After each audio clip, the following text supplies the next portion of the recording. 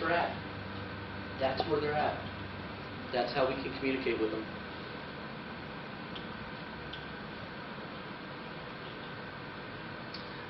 Lastly, I want to thank you for having me, and I want to have questions and comments and discussion. It is a big, big, big arena. It's not really been tapped that much for research because it is always changing. I think a lot of what is being talked about is what happens within the legal world, in defamation, in conduct.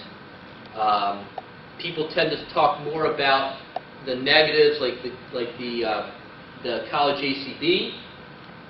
And we don't really look at it as what can we do to help our students grow and embrace it, rather than, we look too much at the negatives. And that's why I wanted to bring in the student development theory on how it can be a positive, because it's not going away.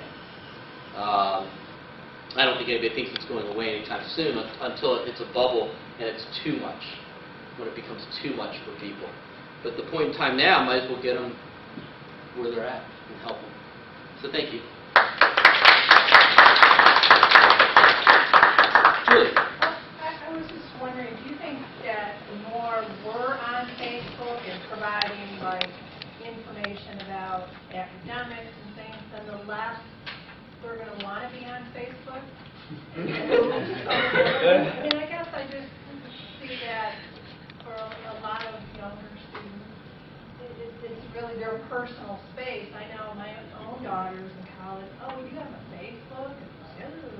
That turns her off. That's a good point. Something interesting comes if you look back in the research, and that was, and not so much the research, but it's not real theoretical. It's more just anecdotal or brief qualitative research about what students think. They would say that when it went from being that you had to have a .edu address to get on Facebook, because it used to be you had to have a .edu to get on. Right. Then when they opened it up, that anybody could get on. So I knew the day was over when my father got on. I knew that life was over as we know it. And then I looked at my sister-in-law, who stalks my son to find out what he's doing. So it is. But then maybe it's up to them to pick and choose. Maybe they'll find it's a benefit. We're taking that chance with what we do with our office, because we found out that students are not looking at emails anymore. For sure. So I think it's to decide about how you want to use it. So it's more to communicate with students rather than to track them. You're not following them. You're hoping they follow you. So you're not going to comment on what they said. They're going to comment on what they're going to, you're not saying, oh, wow, that was a neat party. It was that they're going to find out what's going on from you. So they may be uneasy to know that you're friends with them, but it's how you present it. You could say to them, I have a Facebook page, so here's another way for you to communicate with me to find out what's going on in social work, or to find out what's going on in the Dean of Students office. So it's not for us to follow you, it's a way for you to communicate, for us to communicate to you to help you be successful. Yeah, they don't even call it friends, isn't it? Fan. Or a group. You just do a Facebook group. Yeah, we have it in social. Right. And more people do. Yeah. I mean, we've had it for about a year, but this is where we've really now rolled it out.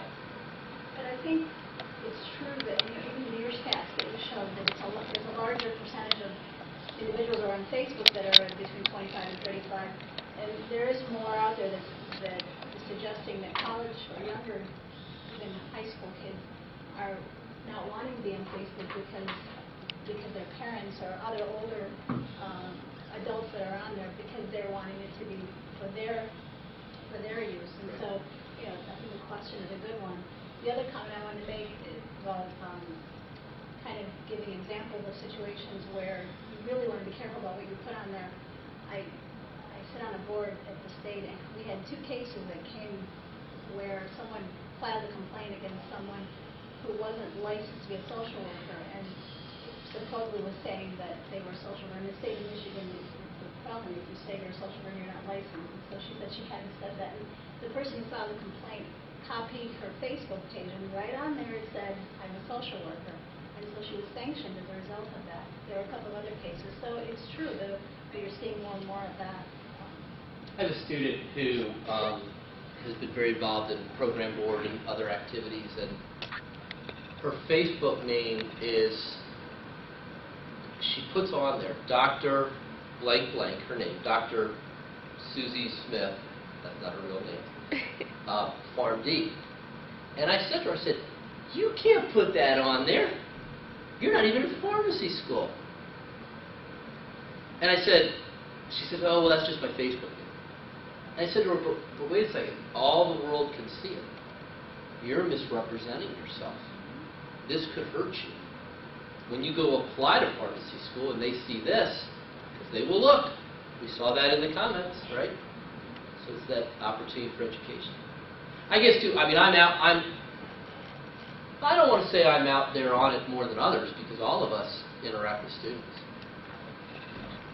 I did, it's funny that the deadline for Homecoming King and Queen, I just rolled my eyes, but was Friday, and so this week I've gotten, like, invites to be part of, like, groups, like Amanda Carnegie for Homecoming Queen. It's pretty funny. But it's funny, though, I think they just send it out. Sometimes they just send it out, they don't know who it's going to. So she doesn't know that that I am in the group. But something like that is tape. You know, that's not anything of, you know, inappropriate nature. Cheryl. I have a comment and a question. My comment is that at Wayne State we communicate with students through email. And so I know I hear often that students don't check their email, but I think it's our responsibility to let them know how we communicate with them. I mean, if I said to Howard, I don't check my email, that's not acceptable. That's how he communicates with me. So part of students need to understand that you know, to be socially and whatever responsible here, you need to understand how we're going to communicate with you, and it is your responsibility as a student, if you're a student at Wayne State. I mean, we have a Facebook page in advising, but that's not how I communicate important information to them. And I'm going to show my ignorance when it comes to Facebook, but I have a page, and I bring the bar down because I think I have like 22 friends or something like that. Because I look at it as kind of a form of voyeurism. You can just peek into people's lives and discover they just bought a new pair of shoes, and who cares? But you don't have to socially engage with them. But if you were to look at my page, you don't know anything about me other than my birthday. So what are people putting on there that employers can check? I mean, is it just wide open for the whole world to see them at the Pegger? And it can be, depending on what kind of filters they, Facebook just went through a thing about a year ago with all the privacy, and it was an uproar about what they can control versus what the user can control. In the end, anybody can find anything they want. I mean, there are all kinds of filters and settings, but what we have to teach students is to say, do you know that anybody could, if you post something that says, I got so drunk last night, it's posted, someone's going to see it. You put photos on there. Or even if you don't put photos on, you can't control somebody putting a photo Correct. of you on somewhere else. Correct. Oh. No, right. And wasn't there a case, was it a professional athlete, someone took a photo of them and put it on their Facebook, and it got the professional athlete in trouble? It was Michael Phelps, right, smoking marijuana. That's right. So, but he was actually smoking marijuana, and he was actually smoking. So part of it, he was in a group where it was acceptable and people were taking pictures. So he knew that they were taking pictures. So he was aware of that. So when he made this comment that he wasn't aware, in actuality, he was aware. So part of the problem, I think, with young people is that they're in social groups and they're networking with people who are taking pictures, and those pictures, always have the intent, or the ability to be on Facebook. So I think they need to understand that. So I think part of the training is that they need to understand it. And in terms of your question, we had a line for faculty last